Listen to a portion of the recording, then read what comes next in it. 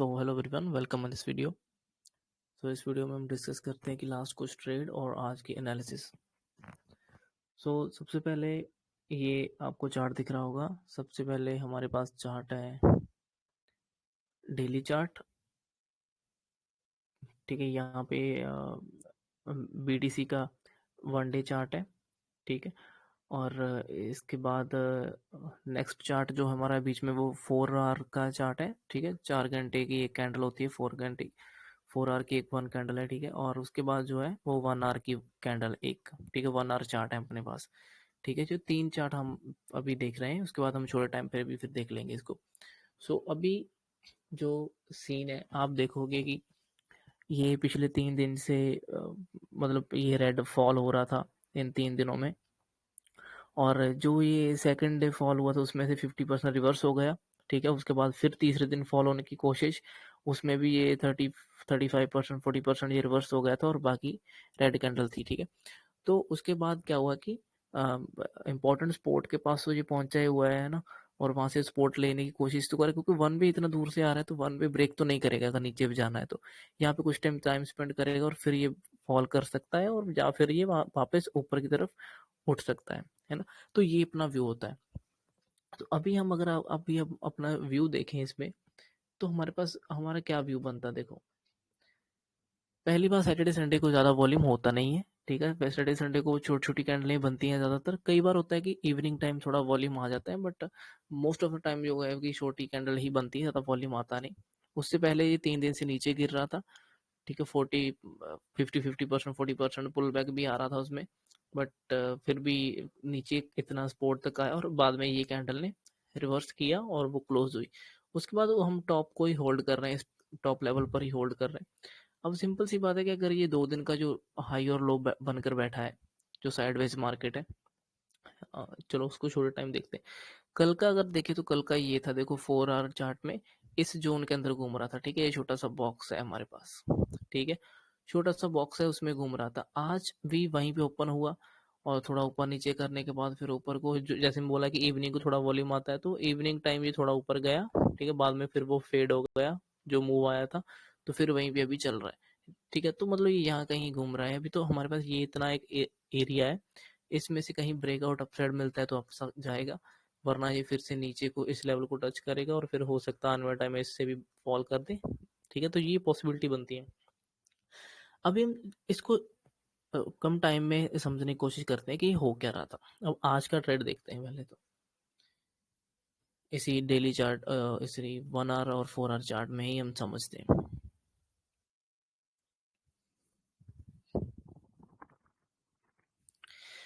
देखो क्या है कि जब ये कल का दिन जो है, मान लो कि हमने कल का दिन हाई और लो, हाई लो नहीं मतलब मैक्सिमम टचेस ले लिए, ये हमने लाइन ड्रॉ कर ली, जहाँ पे मैक्सिमम टच थे वो हमने ड्रॉ कर ली।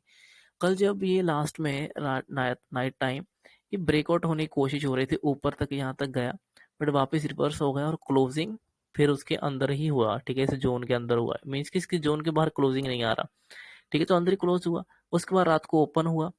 अब आप एक चीज देखो, जब बायर इतना इसमें आए, ठीक है, इतना ऊपर तक लेकर गए, लेकिन वो होल्ड नहीं कर पाए, 50% रिवर्स हो गया और वापस नीचे चला गया। तो इसका मतलब कि यहाँ ऊपर कहीं ना कहीं सेलर उसमें हावी हो रहे हैं और बायर हाफ बायर ही बचे हुए हैं। ठीक है, तो बायर फिर क्या करेंगे कि अगर इस लेवल से नेक्स्ट डे ओपन होने के बाद अगर नीचे आता है, तो बायर ये भी जो थोड़े बहुत बचे ये भी निकल जाएंगे, तो फिर ये नीचे आ जाते हैं। तो उसके बाद फिर उसको अपसाइड ब्रेक करने में और भी दिक्कत आती है, तो और भी कॉन्फिडेंस लोगों को कम हो जाता है। ठीक है, तो इस तरह से ऊपर जाता नहीं। अब क्या था कि ये कैंडल तो चलो 50% नीचे आ गई, तो अंदर क्लोज हो गई। ठीक है, उसके बाद जो ये कैंडल बनी थी, ये काइंड ऑफ एक रिजेक्शन था। ये भी अपसाइड ज्यादा गई नहीं कैंडल, और ये भी इसी तरह से मतलब कि इस तरह से ही कुछ बनकर क्लोज हो गई। ठीक है, जो कि एक पॉज कैंडल होती है, जो मतलब एक डायरेक्शन का मूव रुक जाता है इस तरह की कैंडल में। इसके बाद अगर अपसाइड अगर ओपन होता है, ब्रेक होता है, तो ही वो अपसाइड जाता है, नहीं तो अगर नीचे की आने शुरू कर दे तो फिर ये वापस कैंडल पूरी खत्म हो जाती है और दूसरी कैंडल नीचे क्लोज कर देती है। ठीक है, ये एक पॉज साइन होता है कि अब एक डायरेक्शन में मूव मूव जो है वो हो चुका है, अब थोड़ा रिवर्स होने का चांसेस से होता है।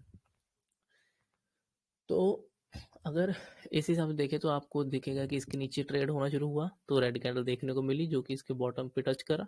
तो उसके बाद अगर ये अच्छी कैंडल है 4 आवर की, मतलब पिछली कैंडल इनगल्फ हो गई और अच्छी रेड क्लोज हुई, तो नेक्स्ट उसके बाद जैसे लो ब्रेक होगा तो फिर से एक और फॉल मूव आने की चांसेस बन जाते हैं। ठीक है, अभी हम इसी चीज को, इतने चीजों को ही हम छोटे टाइम में देखते हैं। ठीक है, छोटे टाइम में पहले रात को यहाँ पे होल्ड कर रहा था।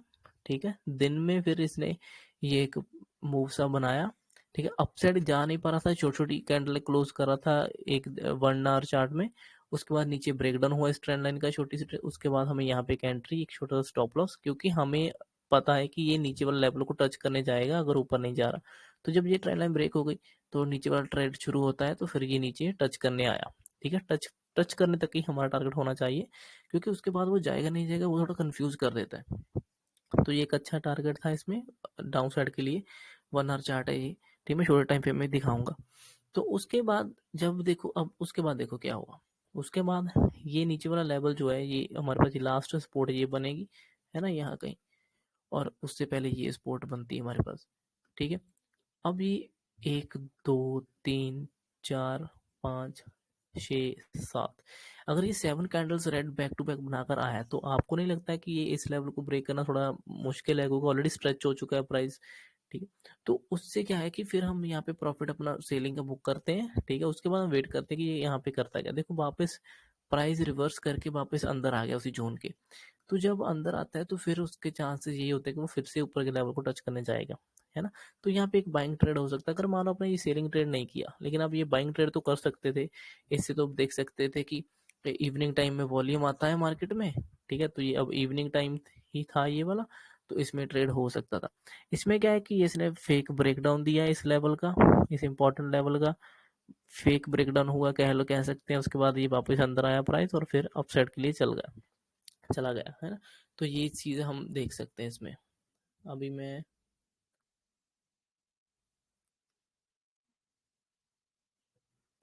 आपको दिखाता हूँ यहाँ पे।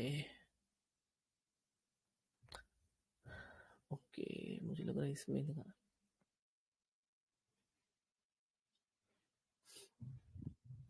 चलो इसको ही बड़ा चार्ट कर लेते हैं, इसके 5 मिनट में चलते हैं।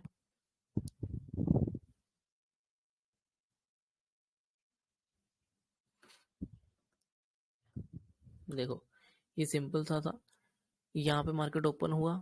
ठीक है, ऐसे स्ट्रेच वन वे आ रहा है नीचे, तो ऐसे धीरे धीरे जा रहा है, तो हम इसमें तो ट्रेड लेते नहीं क्योंकि स्ट्रेच होता है। ठीक है, कम से कम इसी इतने मूव का 40-50 में पुल बैक तो आए, उसके बाद अगर ब्रेक डाउन करता है तो हम मानते भी है ना। तो हम फिर अब ट्रेड लेने का थोड़ा सोचते हैं। तो ये 40-50% पुल बैक था एक, उसके बाद फिर नीचे आया इस जोन से, मतलब डे का हाई बना दिया इसने उस मॉर्निंग में। उसके बाद उसको ब्रेक नहीं कर पाया और ये ट्रेंड लाइन को लेके ऊपर जा रहा था। वो ट्रेंड लाइन फिर बाद में डाउन साइड ब्रेक डाउन हो गई और एक रीटेस्ट, और उसके बाद ये कंटिन्यूएशन में आ गया नीचे। और ये यहाँ कहीं तक टारगेट हमारा जो बनता था वो, हालांकि उससे ज्यादा दिया। अब उसके बाद देखो ये अगर इस जोन से बाहर निकल गया, है ना, तो ये आप मार्क कर सकते हो, इस लेवल को भी कर सकते हो इंपॉर्टेंट एक समझने के लिए, कि ये एक लेवल जो है ये एग्रेसिवनेस का है। यहाँ से एग्रेसिव एक बार पुश मिला था इनसाइड का, है ना। तो इसमें भी देखो ऐसे वो वन वे नीचे आया, एक अच्छा पुश मिला यहाँ से, फिर नीचे आने की कोशिश, उसके बाद डब्ल्यू बना और यही इसकी नेकलाइन थी। जैसे ऊपर उसके अंदर आ गया, नेकलाइन ब्रेक हुई, आप यहाँ पे एंट्री हो सकती थी। इसके नीचे स्टॉप लॉस, जैसे इसके थोड़ा सा ऊपर ऐसे स्टॉप लॉस, वैसे लॉजिकल स्टॉप लॉस इसके इस लेग के नीचे होना चाहिए। ठीक है, और टारगेट यहाँ कहीं का या यहाँ कहीं का होना चाहिए था। तो उस हिसाब से ये भी बहुत अच्छा एक ट्रेड हमें यहाँ पे देखने को मिला, क्योंकि ये फेक ब्रेकडाउन बना और फिर डब्ल्यू पैटर्न बना उस पैटर्न के बाहर, और नेकलाइन भी वहीं पे थी और फिर अंदर आया। तो ये भी एक अच्छा ट्रेड था, अगर आप इसको ऐसे ट्रेंड लाइन की तरह ड्रॉ कर लेते हो ऐसे, तो भी अच्छा है। तो भी आप कुछ ना कुछ इसमें, अगर आप ऐसे ट्रेंड लाइन ड्रॉ कर लेते हो तभी आपको समझ आता है कि ये फेक ब्रेक डाउन था, डब्ल्यू सा बनाकर ऊपर आ गया, और नेकलाइन भी ब्रेक हो रही है और ट्रेंड लाइन ब्रेक हो रही है यहाँ पे, है ना। तो यहाँ पे एंट्री कहीं होकर इसके नीचे या इसके नीचे स्टॉप लॉस हो सकता था, तो ये एक अच्छा टारगेट की तरफ जा सकता था। तो ये सीन था, सिंपल था, इतना मुश्किल नहीं था ये। बट कुछ लोगों को भी समझ नहीं आता, क्योंकि अब प्राइजेशन को समझना पड़ेगा अच्छे से, है ना।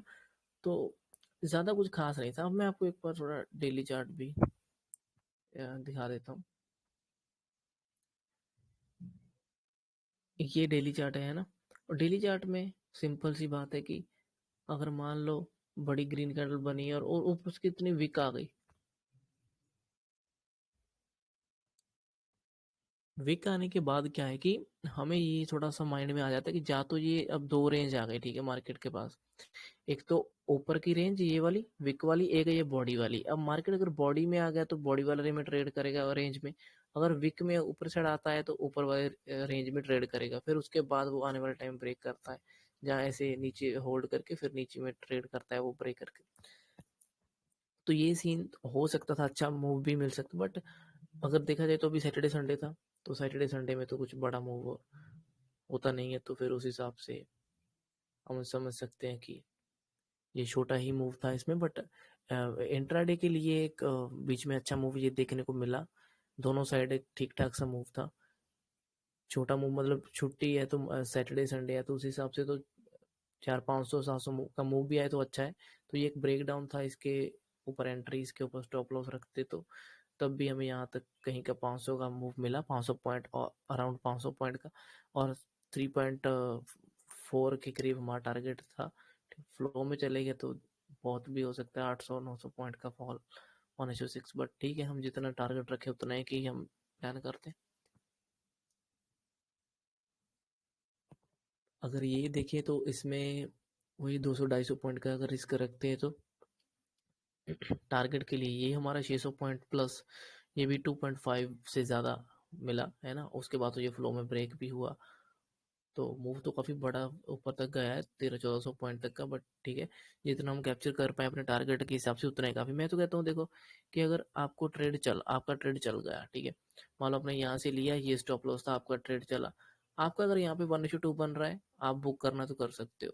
1:3 अगर यहाँ पे बन रहा है, बुक करना है तो कर सकते हो। 1:4 बन रहा है, बुक करना है तो कर सकते हो। 5 बन रहा है, करना है तो कर सकते हो। मतलब आपको यहाँ पे ठीक लगता है वहाँ पे जितना आप अपनी कैपेसिटी के हिसाब से होल्ड कर सकते हो उतना होल्ड करके उसमें बुक कर लो, ठीक है। बस कोशिश ये होनी चाहिए कि 1:2 या 1:3 तो कम से कम लेने की कोशिश करें ना, तभी काउंट ग्रो होगा, ठीक है।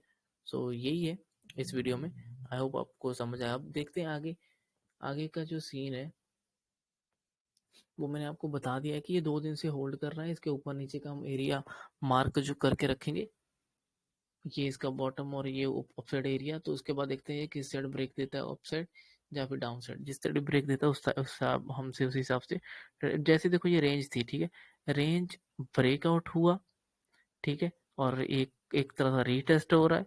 इसके बाद अगर ऐसे कंटिन्यूएशन में चला जाता है आगे चलकर तो फिर ये एक अच्छा मूव अपसाइड के लिए ही देखने को मिल सकता है। यहाँ से एक बड़ी ग्रीन कैंडल ऐसे बनकर आ सकती है ना। उसके बाद थोड़ा इतना जो रेड कैंडल बना यहाँ तक, इसका भी तो 40-50% यहाँ कहीं तक तो होगा ना।